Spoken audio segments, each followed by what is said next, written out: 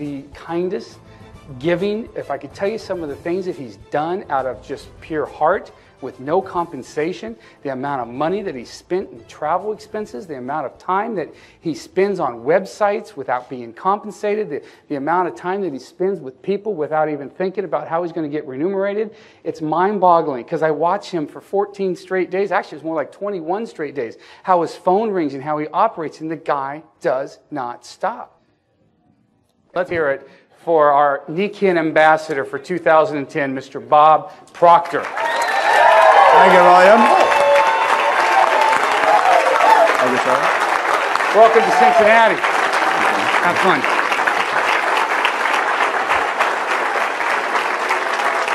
Great.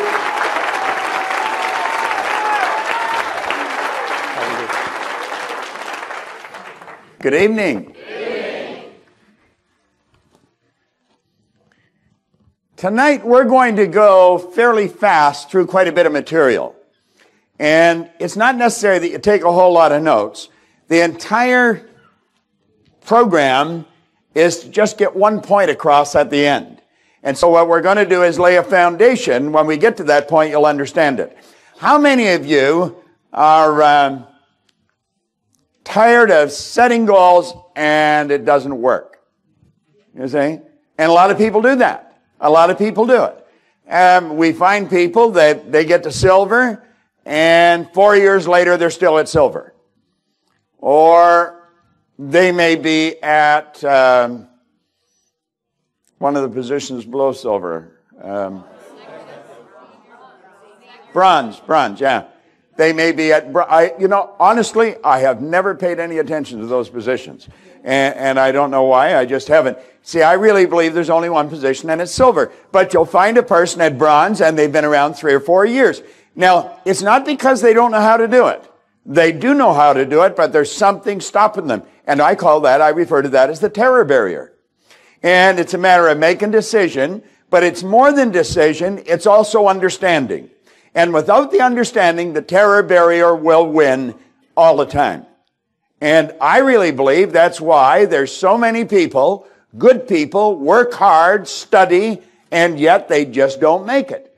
So what we're going to go through are a number of ideas to put this one point across at the end, and then you've got the rest of the weekend. You're going to get some great information as you go through the rest of the Team Diamond event. Now, let that little dot right in the center of the screen represent your level of awareness. We'll let that's going to graphically represent your level of awareness. And then let everything you have in your life, everything that you have, your relationships, the income you're earning, the health that you enjoy or don't enjoy, all the results in your life are an expression of your level of awareness. You got the idea? The dot represents your level of awareness. Now, this would be the same for everybody. It would just be different. It would be, but relatively the same thing. Now, imagine how your life would change if we expanded it just that much. I have watched people's lives change like night and day. I have worked at this now for, since 1968. I've studied it since 1960-61. I've worked in prisons, in maximum security prisons. I have seen the Canadian Parole Board tear up people's parole, give them back a passport so they could go to England when I was opening an office there. I could tell you a dozen stories of people who have come out of the prisons. I have watched kids go from a C and D average to an A and B average, and I've watched many, many people earn millions of dollars. And it's not difficult, but if you don't understand this terror barrier concept, odds are pretty good you're going to stay stuck. And I think that's too bad. Now, all the studying, all the reading, what it's done, it's expanded your level of awareness. Now, this weekend, your awareness is going to expand again. And just imagine how your life would change if your awareness expanded.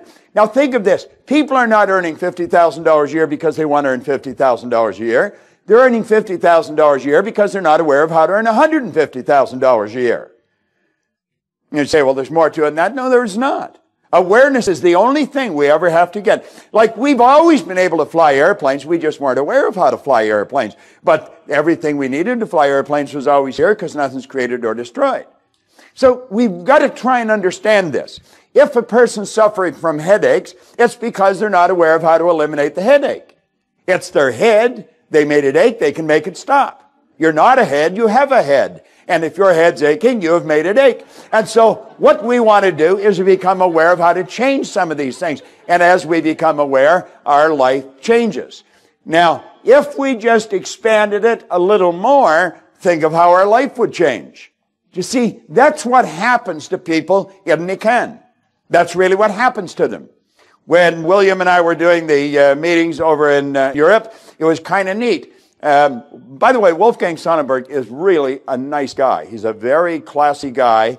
He's one of the nicest people I have ever met. I thoroughly enjoyed working with him, and you get the opportunity to visit with him, you should. But here we had him on at the beginning of the program, the guy that's been given the $1 million bonus check. And then at the end of the program, where we're talking about people turning their annual income to a monthly income, we had Angelica up there, who had been his secretary when he was a lawyer.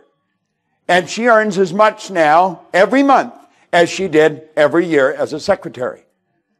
So we had the examples right there in front of everyone. And it was kind of neat. Now, how did she take her annual income from what it was to what it is? It's kind of nice, you know, every month to get a check for what you used to work all year for.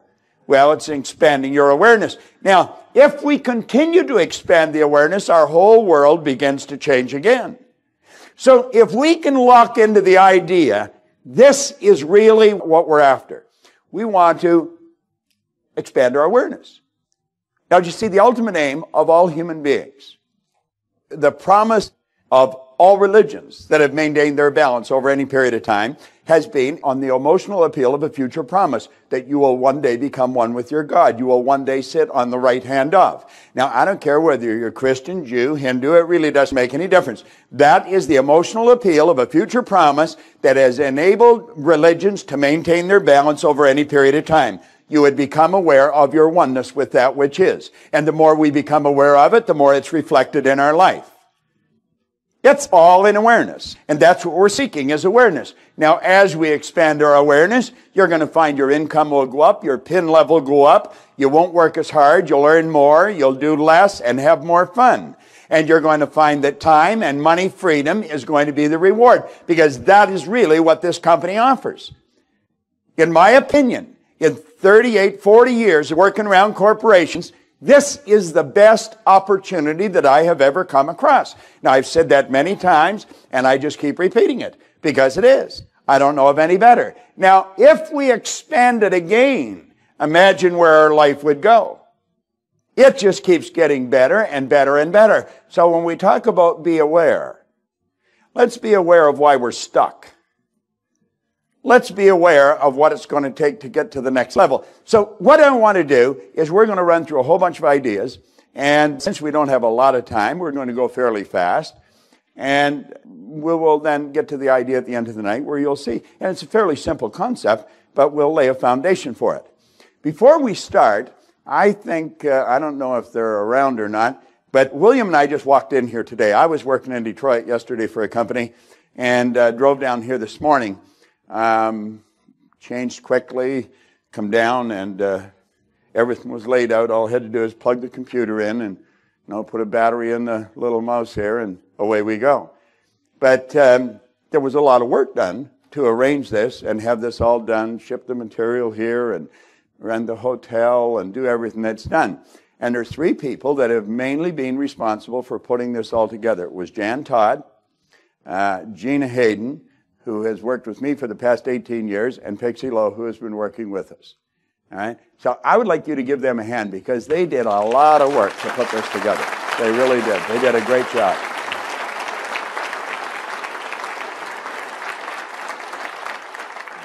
Now, there's the deal. Awareness is really what we're after. And as we become more aware, we're going to start to think more. And the more we think, the better off we're going to be. It just keeps getting better and better and better. So you'll find that Nican is a phenomenal opportunity. We want to really be aware of what a phenomenal opportunity this is. I hear of people leaving Nican. I had one person who was a diamond distributor that left, and they said that they had to because their people wasn't earning any money. And you see, I thought it was that person's responsibility to show the people how to earn the money, because that's how you earn your money. But that person didn't understand that. I heard of somebody else leaving today, and not here in America, but somewhere else, and I thought it's rather sad. Do you know what their problem is? Ignorance. It's a lack of awareness. They're going somewhere else where the opportunity isn't anywhere near the same, but they're going to do the same thing there as they did here because they're taking their head with them. You see, I did this for a while. I mean, I moved all over. I was running around Brazil when I was 17, and I used to think if I could just get there, things would get better. Well, they actually got worse because I was going in the wrong direction, picking up speed, and moving to a different place didn't do me any good.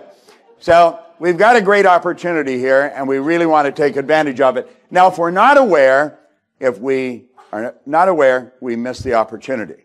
All right? Now, you're aware that you can go to the top in Nican, and you can take your team with you. You might not know how. Now, think of that. You can go to the top, and you're aware of that. You can go to the top of this company, and you can take your entire team with you. You might not know how. Now, here's the beautiful truth. You don't have to know how. You only have to know that you will. No one knows how to get to the top. You know, we were doing a meeting for Oddman Berger in, I don't know, wherever we were, in Hamburg, was it? And he asked William and I if we would talk to his team before we did the meeting. So we said, sure. So we were there, and we held the meeting in this like reception, and at the end of the meeting, we opened it up for questions. And there was a few people asking questions, and then it sort of got quiet, and I said, I'd like to ask a question. And Wolfgang was standing there, and I said, when did you decide you were going to be a royal ambassador? He said, the day they announced it. And I said, what level were you at then? He said, I was a diamond, not a very strong one. And he said, I made up my mind that I would do that. And he said, I thought about it, and I thought it would kind of be nice to get the $1 million check at a conference.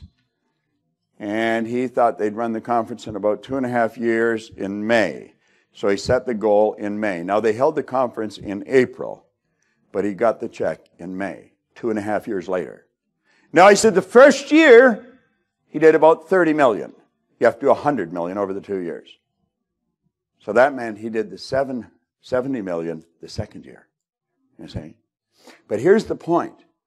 He did not know how that was going to happen. You don't have to know how it was going to happen. I've had the pleasure of working with Ed Hillary on 3 different occasions. And I can tell you from personal experience in talking to him, he did not know how to get to the top of the mountain until after he got to the top of the mountain.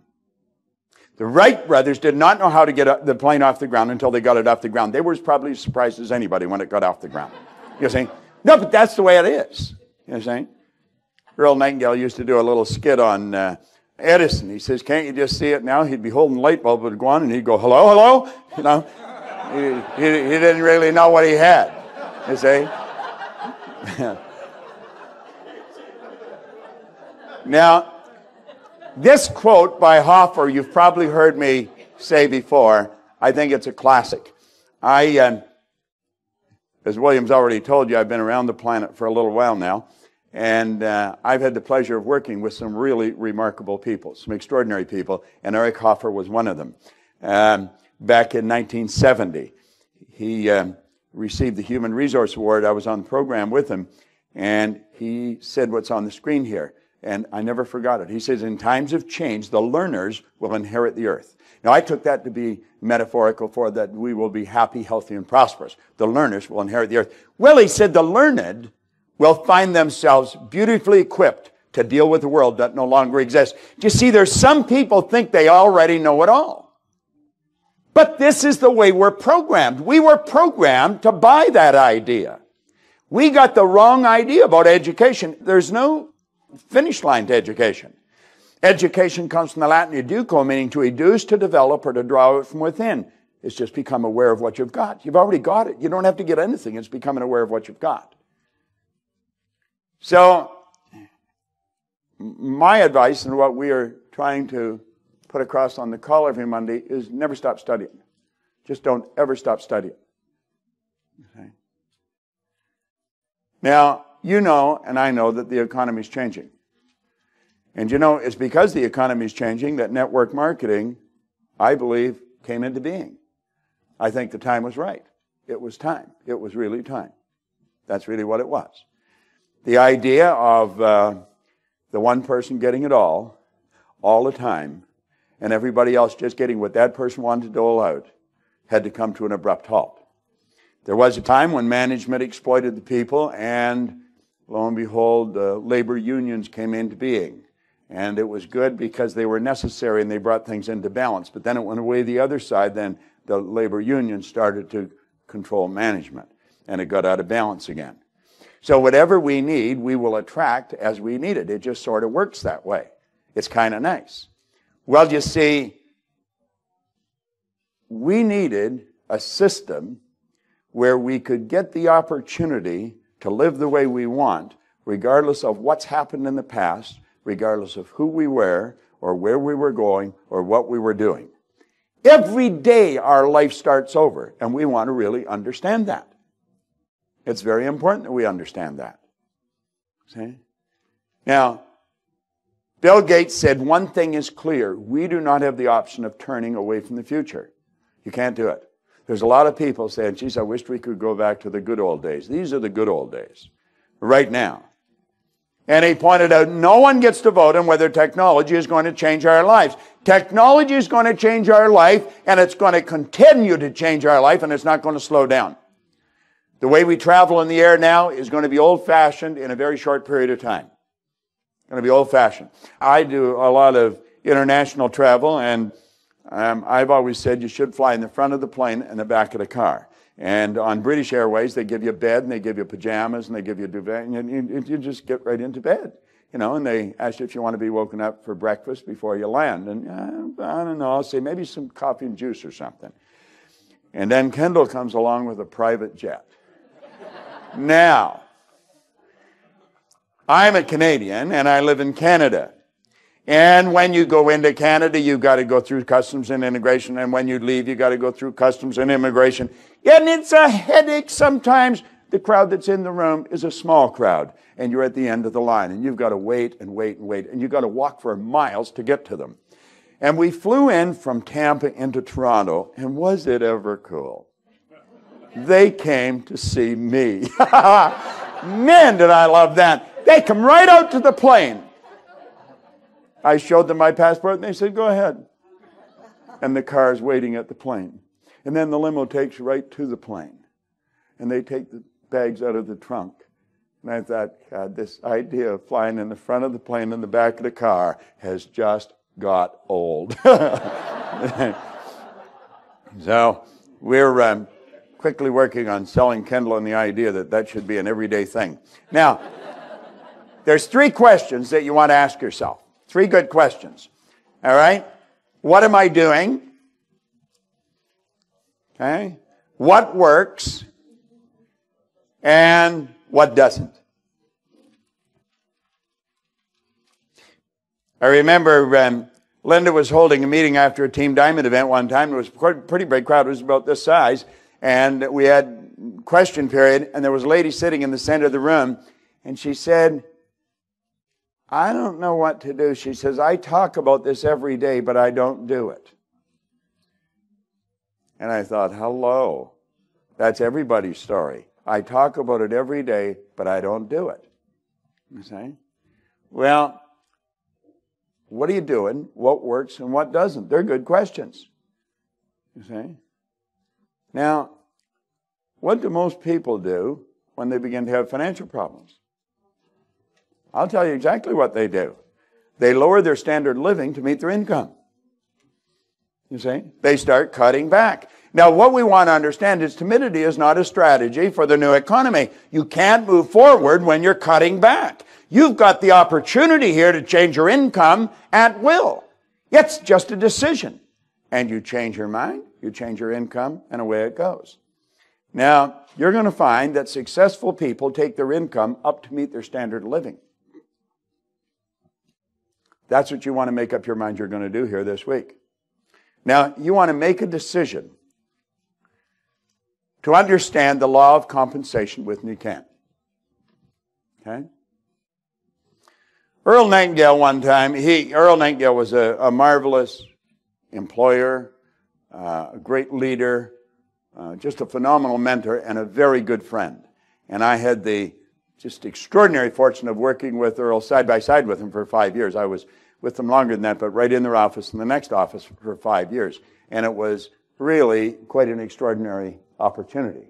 And he said most people think they want more money than they really do, and they settle for a whole lot less than they could get. And I thought that is the battle cry of a lot of wellness consultants. Now, just see, the beautiful truth is you can earn all the money you want.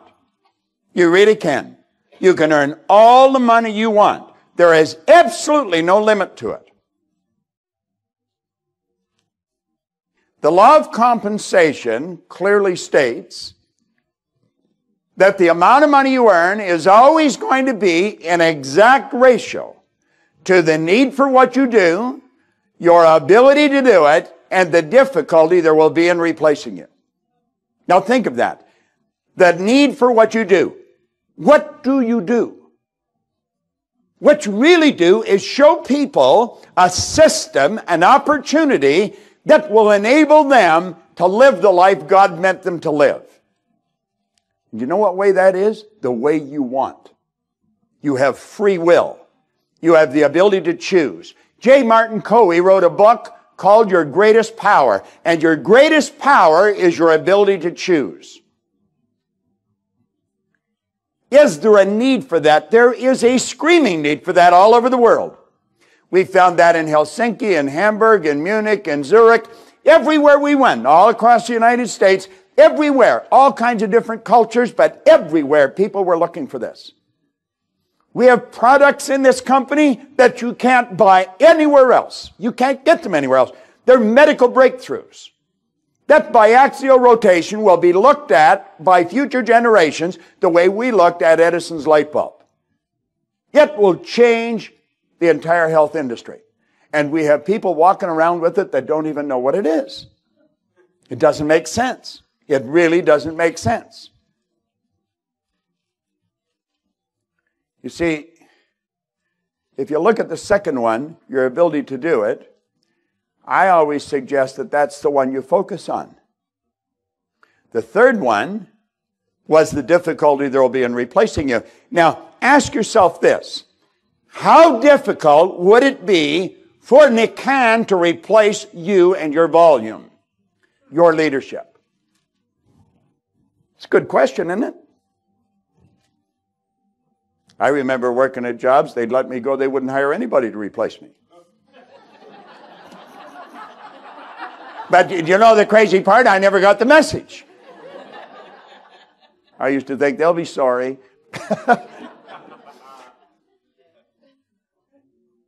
If we really dedicate ourselves to improving our ability to communicate this idea, you're going to be very difficult to replace. You saw Reed Nelson up here tonight. Saw William. Those two guys would be very difficult to replace. How many of you have got 2 application forms with you? I asked Reed if he had his applications. He had them. William, I said, have you got yours? He's, what do you think? I said, I don't know. Let me see. See, I thought maybe he was bluffing. He pulled them out. Now, look at the bottom here. How about mastering our presentation? How about making up our mind that we're going to master our presentation? We're going to become a crack shot. You see, logic would dictate, if this is as good as we say it is, if it will do what we say it'll do, if a person can earn hundreds of thousands of dollars a month without working hard, the higher they go, the more they earn, the less responsibility they take on, and the less work they have to do. it stands to reason very few people would turn that down. Would some? Yeah, I suppose some would, but not very many. Would you agree? Now, if we're having difficulty finding people, it must be because we're not explaining it properly. Would you agree with that? How many would agree with that? So, you see, if we make up our mind, we're going to get this presentation, we're going to get it down so pat that we're going to be a crack shot. We just won't miss. And you'll walk around with the beautiful confidence that you know you can sell it. Now, I got the idea on a plane, through group discussion while we're on the plane, that North America should be bringing in, sponsoring 20,000 new wellness consultants a month. Every month. There's millions of people. I saw on television where there's 1 billion cell phones in the world. Did you know that, William? 1 billion. 1 billion cell phones. There's 1.5 million cell phones here in America. That doesn't even count Canada. These people are into moving ahead with things. Well, why don't we get our presentation down pat? Do you know if you just took 15 minutes a day to really simulate, don't practice, simulate your presentation? It's called imagined reality. I know a few actors, some pretty big ones too, and I've talked to them.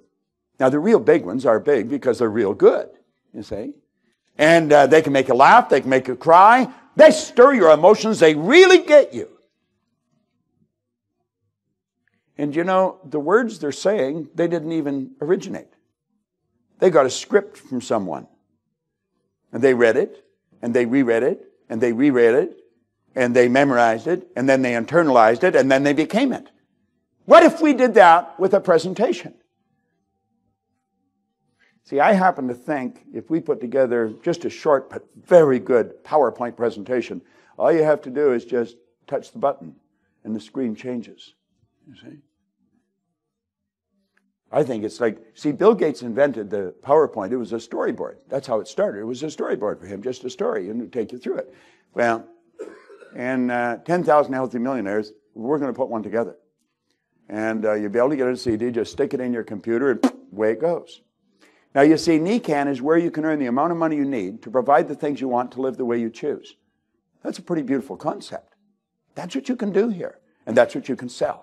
It's a beautiful idea. You can have time, you can have fun, you have money, you have travel, you have family. You can build a business. You see, it's all about freedom. That's really what it's about. It's about freedom. This is so good that if you weren't real good at presenting it, people wouldn't believe you. They would think you're exaggerating. You see, everyone wants freedom. Everyone wants freedom. They really do. They want time and money freedom. And I always say you'll be amazed how much free time you have when you never have to think about money. It's just amazing how your life changes. Now, William talked about the zone. We're going to be starting calls on Lead the Field, and we're going to teach you how to get in zone. Because getting in zone is a mental thing. You watch some of these sports, these athletes. You watch some of them that they'll jump up, they're going just like a mile a minute, and there's some great big guy just about to hit them, and they go up and they pull the ball down with one hand. You know, everything's in slow motion in their mind. They say they're in zone. You watch them turn and whoosh, the ball's gone, it doesn't even touch the hoop.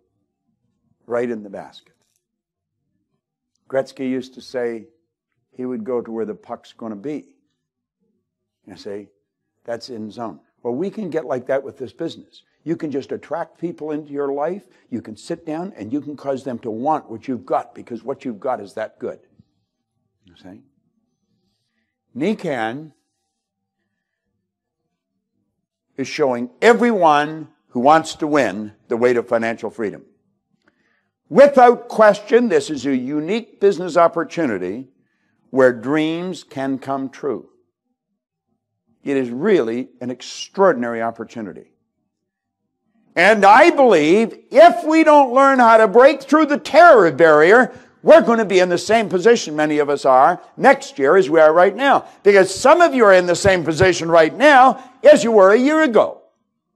Most people, if they're having financial problems today, they did last year. If they're having problems with relationships today, they did last year. Why? Well, we keep repeating because there's something inside that causes us to do what we do. And until we change that, we're not going to win. We've got to break through that terror barrier. Now, you and I have infinite potential. We have infinite potential. There is no end to what we are capable of doing. No one can even guess at what you and I are capable of doing. No one. We've just got phenomenal power, and that is because we are spiritual beings. I was telling somebody yesterday, if they have a program and that spirit isn't a part of, the program's not complete. And there's many programs around, personal growth programs are good programs, they're incomplete. Because if spirit isn't involved in the program, then you're not dealing with primary causes. You're not dealing with original cause. And then you're dealing with secondary causes. That's where they got into behavioral sciences. They were dealing with behavior. Behavior is an expression. You see? We have to ask what causes the behavior. And if we don't understand this, then we're going to be in a little bit of trouble. You hear people say they're having a spiritual experience. That's a lot of jazz. We are having a physical experience. We are spiritual beings. And you know something? In truth, you're perfect. Perfection is within every one of us. The essence of you is perfect. Perfect. And what we want to do is become aware of how to let some of that perfection express itself with and through us. In all we do. We have been gifted with an intellect. Most people are not even aware of their intellectual factors. And it's how we use those intellectual factors that's going to dictate our emotional state. Now, think of this for a moment. Spirit is omnipresent. It's 100% evenly present in all places at the same time. Okay? And this is important that we understand this. I talked in the law of vibration and other lessons that we give out with the laws in it, that everything operates by law. The law is the uniform and orderly method of the omnipotent God. It's like Einstein said, God did not roll dice with the universe. Okay? Everything in the universe operates by law. Well, one of the laws is the law of vibration. The law of vibration decrees everything moves, nothing rests. We actually live in an ocean of motion. That wall is moving. Now, it appears to be still. It's only still relative to something else. It is moving. If you looked at it through a proper microscope, you'd see it moving. A body in a coffin is moving. We say it's dead. There's no such thing as dead. If nothing's created or destroyed, that just postulates one theory, the theory of life.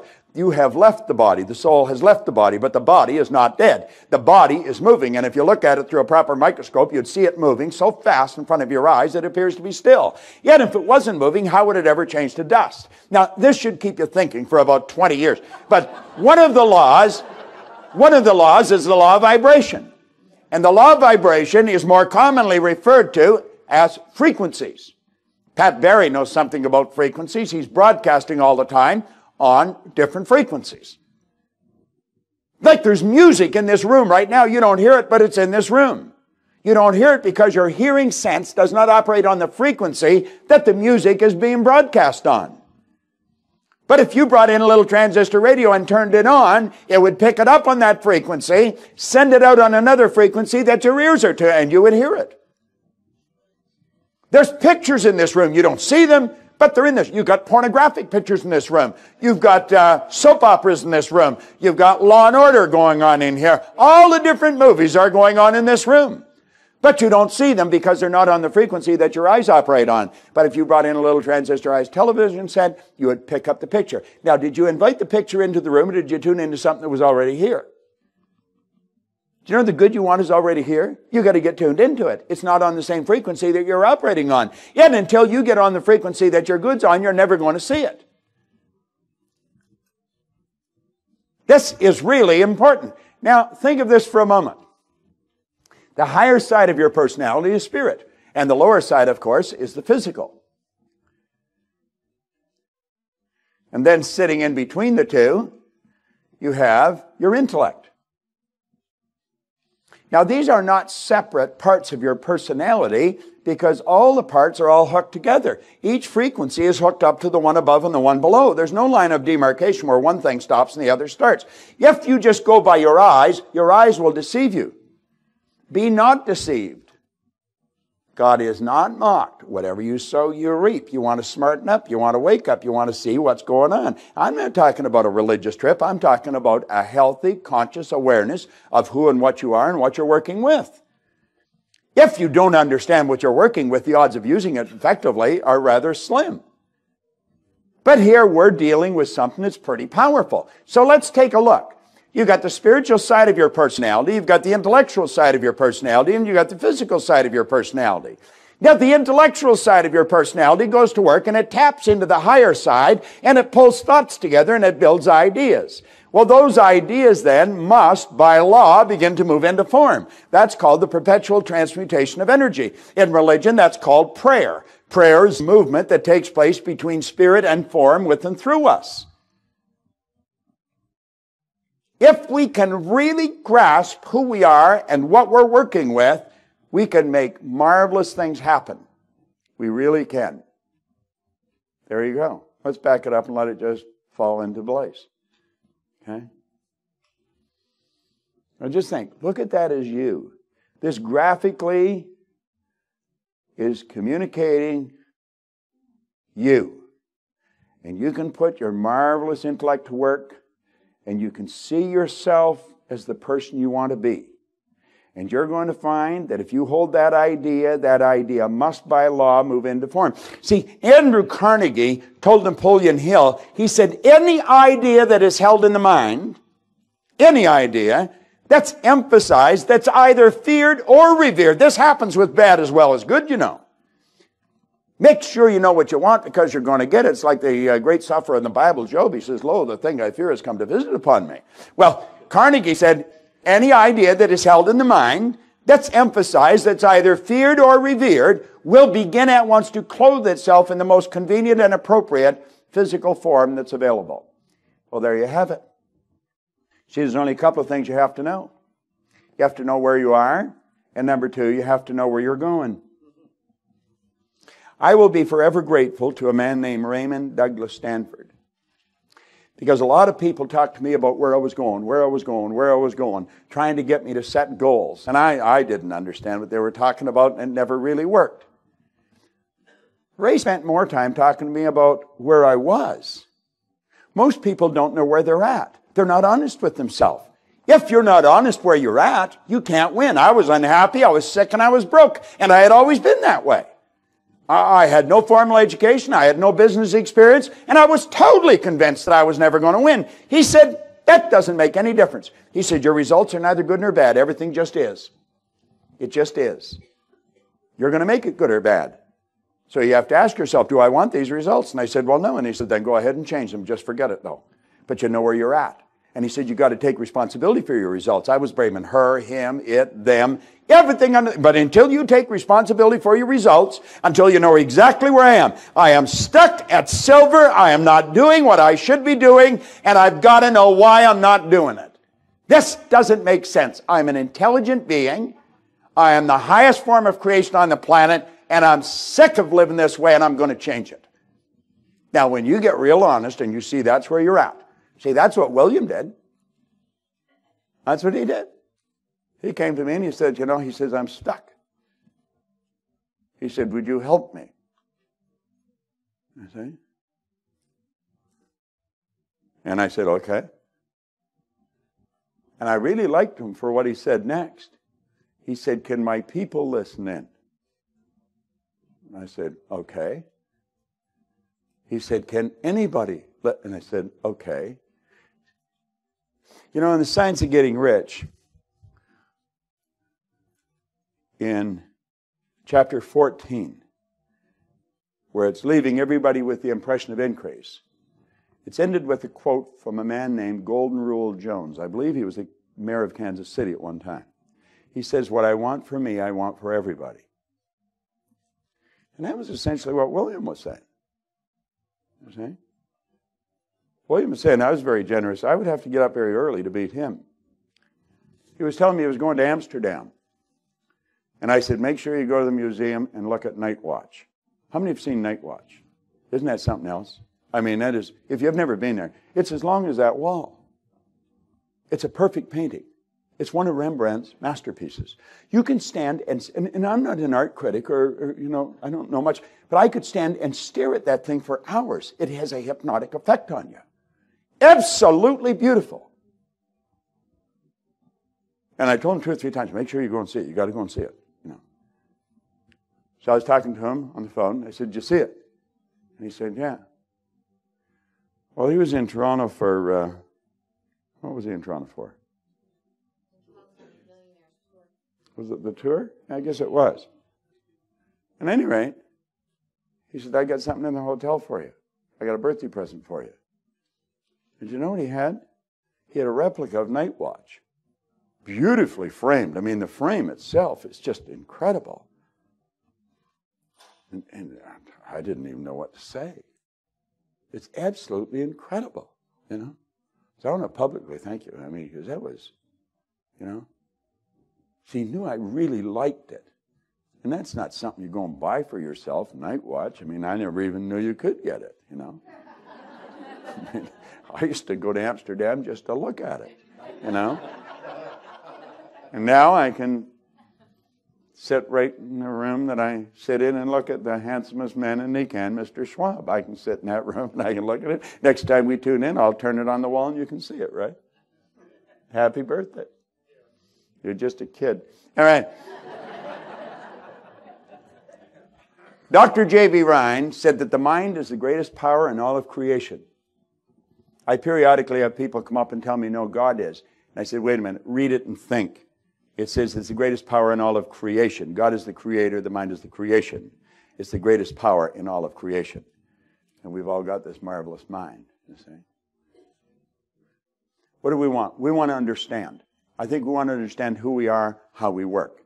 And then we want to take control over ourselves. So we talk about awareness. Now I want you to think about this.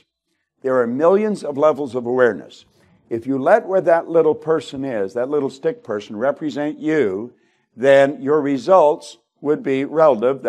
Now, keep in mind, there's a million lines of levels of vibration below that, as there's a million above it. This just communicates the idea. And as we move up, everything in our life changes. I think William and Reed were talking about it, but I got a call from Reed one day, and he sounded like he had just fallen in love or something. I mean, he was giddy. He was laughing. He was excited. And he had just become aware that he was never going to become a royal ambassador operating with the mindset that he had. And he and Yvonne had a talk, and you know something? Something happened inside. It was an awareness. And now he not only knows he is, he knows when he's going to be. You see? He just raised his level of awareness, and his whole world changed.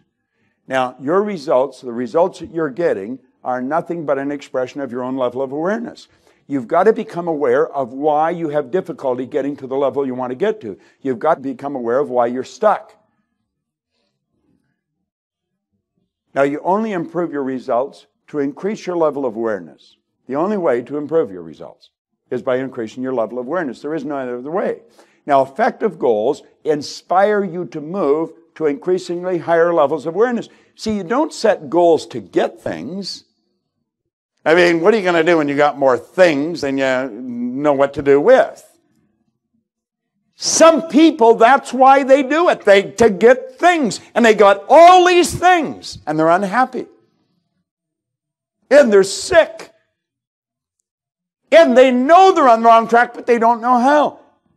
That's not why you set goals. You don't set goals to get things. Now, do you get things when you set goals? Yeah. Is it fun to get things? Sure. Can you use them? Can you enjoy them? Yeah, but that's not the purpose of the goal. The purpose of the goal is you go after something you want to get you to stretch, to get you to raise your level of awareness, and when you do that, your whole world changes. It's not just the goal. Everything changes. Material wealth, happiness, peace of mind. You see? are all results of a higher level of awareness. Now, there's a basic law of life says everything is going to create or disintegrate. Your business is either going to grow or it's going to die. It's one or the other. It's not going to stay where it is. So it's create or disintegrate. You got to ask yourself, which way do you want your business to go? Because it's your choice. And you can get it to go whatever way you want. It's create or disintegrate. Now, there's something inside of you that wants you to grow. And that is the essence of you. That's the spiritual side of your personality, because spirit is always for expansion and fuller expression. Spirit is never for disintegration. When things are going the wrong way, any problems are the result of our thinking or our collective thinking. But never spirit. Never. Spirit always operates perfect, gives you exactly what you ask for, and you ask in thought. You become what you think about. That's what all the great leaders have agreed upon. So there's something inside of you that causes you to want to go higher. If you're a runner, you want to run faster. If you're rowing a boat, you want to grow it faster. If you're a jumper, you want to jump higher. If you're earning money, you want to earn more. If you're selling, you want to sell more. If you play golf, you want to cut a stroke off. There's something inside us that wants to grow. We will always be dissatisfied. Now, my grandmother pretty well raised me, and she was just an angel of God. She was a beautiful lady, but she was wrong. She said, you should be satisfied. Grandma was wrong. You should never be satisfied. You should be happy with what you've got, but dissatisfied. It's dissatisfaction that's given us the world that we've got. It's dissatisfaction that enables us to grow. It's dissatisfaction that causes us to live. We're not here just to put in time. Now, well, there's something in it that wants you to grow. There's something in you that doesn't want you to grow. It wants to hold you back. And that's the old paradigm. That's the old conditioning. We're conditioned genetically. We're conditioned environmentally. You could say that's the battle of Armageddon between the good and the bad. Now, you have to ask, how do you win? Goals decide which side wins. That's why it's so vitally important you have the right goal. And it's very important that you're going after what you want. And you know that only about 1 person in 100 is going after what they want? Now, this may sound strange. Most people are not going after what they want. They're going after what they know they can get. They're going after what they think they can get. But they're not going after what they want. And I'm going to go through that and I'm going to show you. And that's going to tie in with this terror barrier. And I think you're going to say, oh, now I see. Just awareness. Now, at each new level of awareness, your conditions, your circumstance, and environment change. You have to adapt to the change before you can see the next step.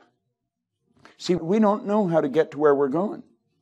We can see ourselves there, but we don't know how to get there.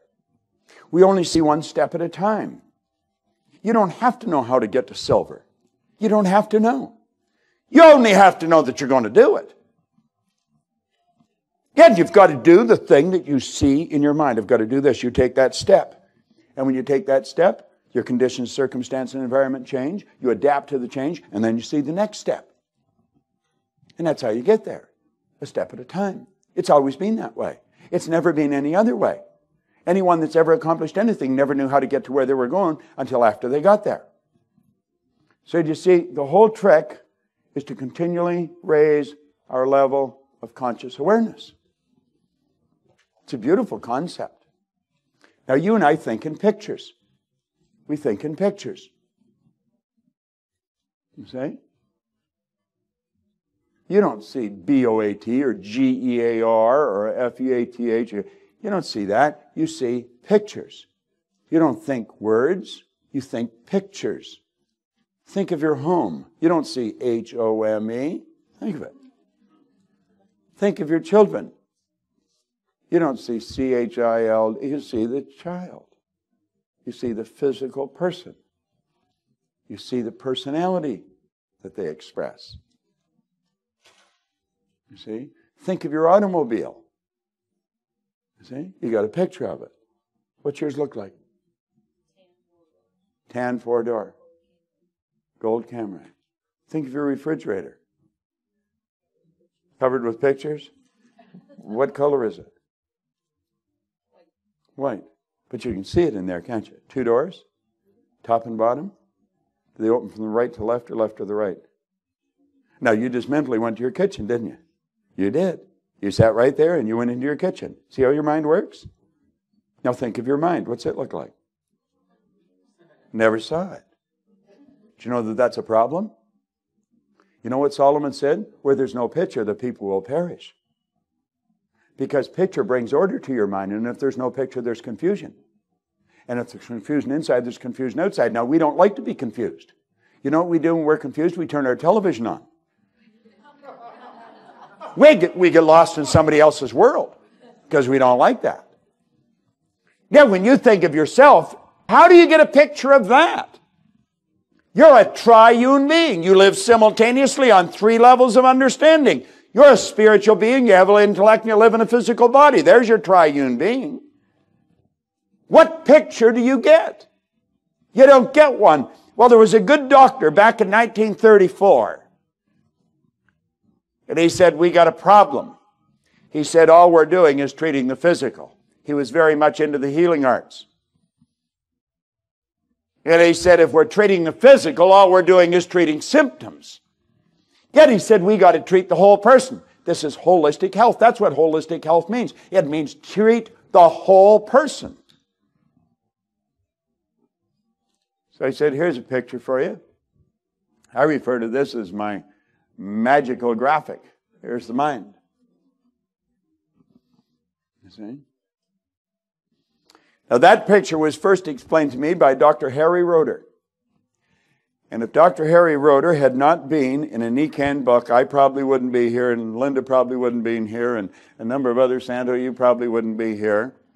Because Bo Tanis was trying to sell me on this idea, and he wasn't getting my attention. But he was flipping through a book, and I saw a picture of Dr. Harry Roeder. Now, Harry Roeder taught me what I know about the mind. If you go on our website, you go to my Bob Proctor website, you will see a quote there by Dr. John Mike from Florida. He's a specialist child psychiatrist. He said, I taught him more about the mind in 1 year than he'd learned in 4 years of medical school and 5 years of psychiatric training. I always found that rather amusing because what I taught him was just simply what Dr. Roeder taught me. Linda had put together a big album of pictures for my birthday. It was just beautiful. She did a wonderful job with it, and it's all in sections and everything. And there was one, here's pictures with when I was with the Nightingale Conant Corporation. Here's a picture of Earl Nightingale, Lloyd Conant, myself, and Dr. Harry Roeder, the 4 of us. I've got to send that to Harry because I know he would like to have it. But Harry taught me this. And you know, when he taught me this, my whole world changed. I had been studying this material for 9 years, and I knew I didn't understand it properly because I found it very confusing. I was winning. I had earned over $1 million in a year, but I did not understand what I was doing, and so I couldn't share it with anybody else. I had this non-transferable good thing, you see? And when Harry showed me this, everything started to fall into place. Order came into my mind. My whole world changed, and it changed like night and day. Now he said, let that represent your conscious mind, and let that represent your subconscious mind. Now this is a very important piece of information. He said, that's your thinking mind. And he said, that's your emotional mind. And he pointed out that the thoughts that you think turn into pictures in your mind, and then you impress them upon your emotional mind. It causes you to feel the way you feel. Your feelings are expressed through the only medium they can be expressed through, your physical body. And so your feelings are expressed in actions, and your actions produce your results. Now, we don't have time to go into this in any great depth, but you're going to get the idea, and we're going to go back and we will spend a whole lot of time in the future with this concept. I'll go through it a little more right now, but it's important that you understand that. I see my head as my mind.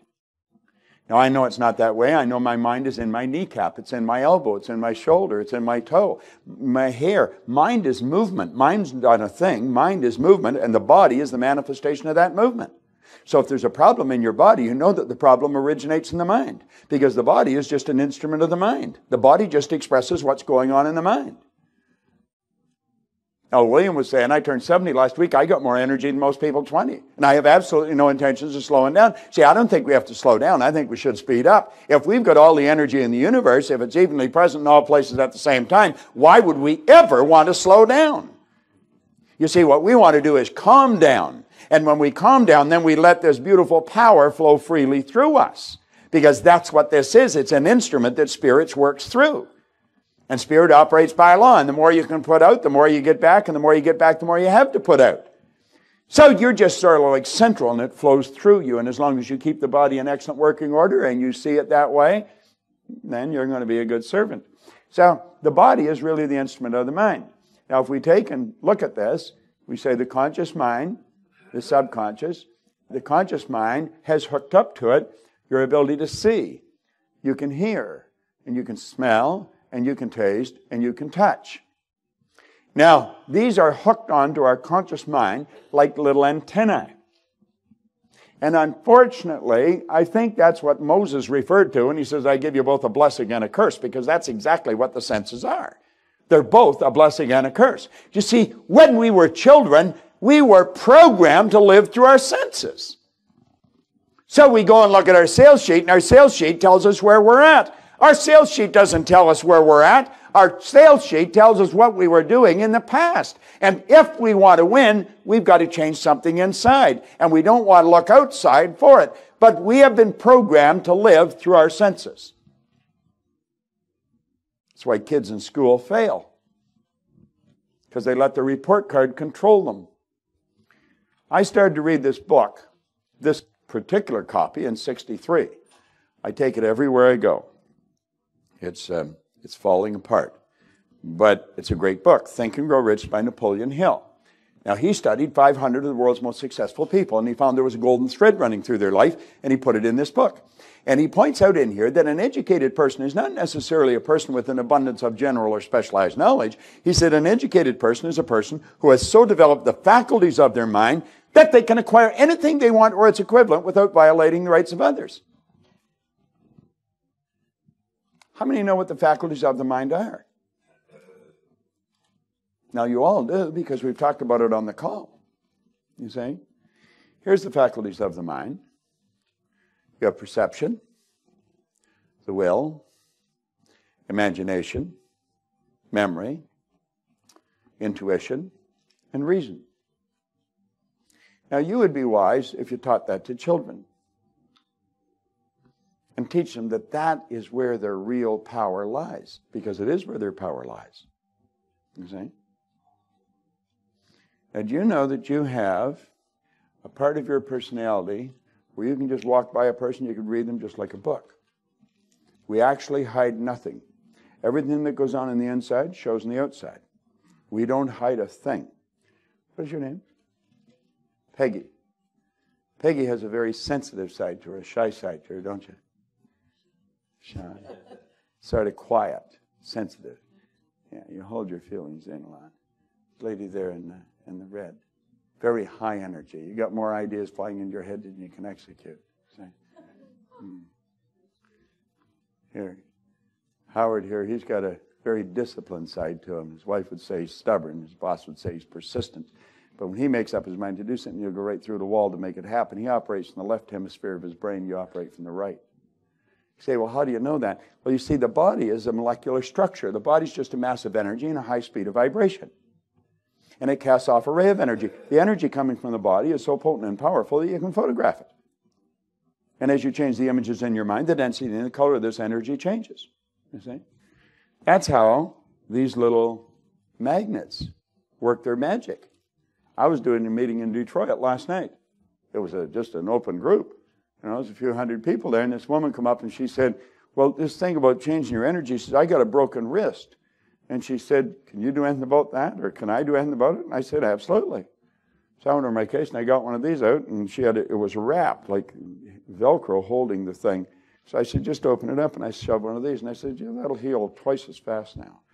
And she said, why? And I said, well, there's a magnetic field here. And this magnetic field will cause this body to move back into harmony with the law of vibration. And that gives the natural healing mechanism in the body the opportunity to go to work. I said, you'll probably shock your doctor because your wrist is going to heal about twice as fast as normal.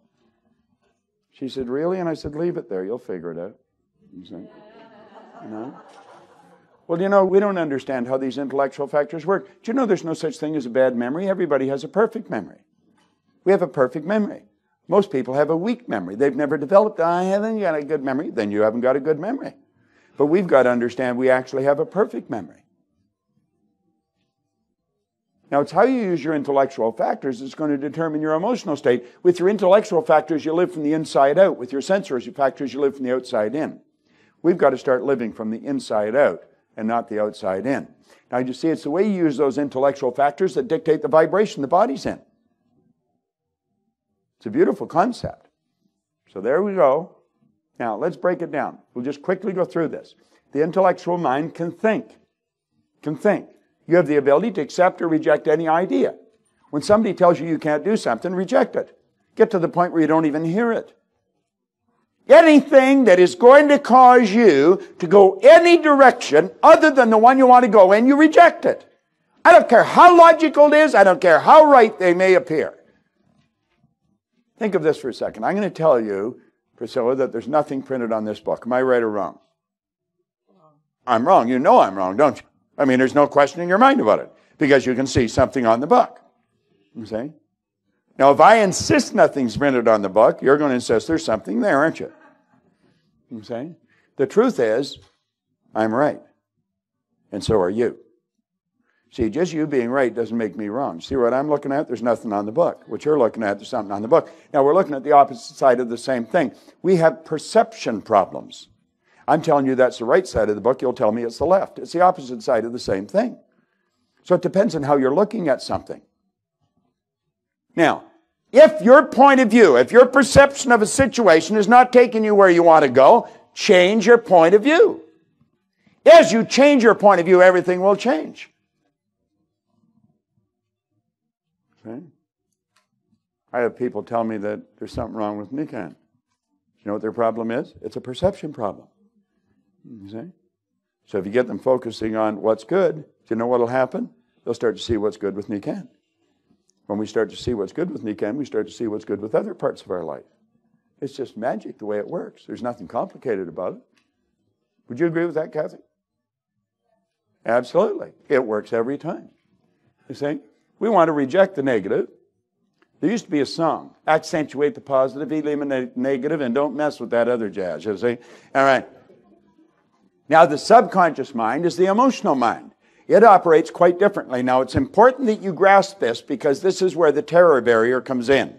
And the only reason I'm going through all this is just to lay a foundation for the point I want to put across. Your subconscious mind is not able to differentiate between what's real and what's imagined.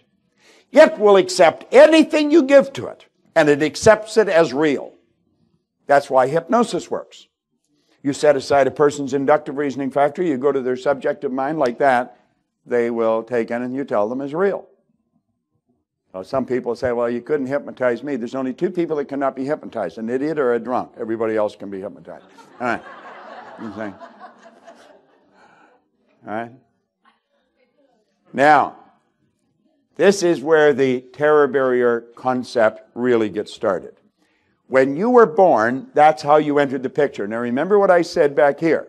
Your subconscious mind is not able to reject. It can't differentiate between what's real and what's not. Well, now here you are when you enter the picture. Your subconscious mind is wide open. Your conscious faculties have not developed. And every idea that goes on around you goes right into your subconscious. That's why you speak the language you speak.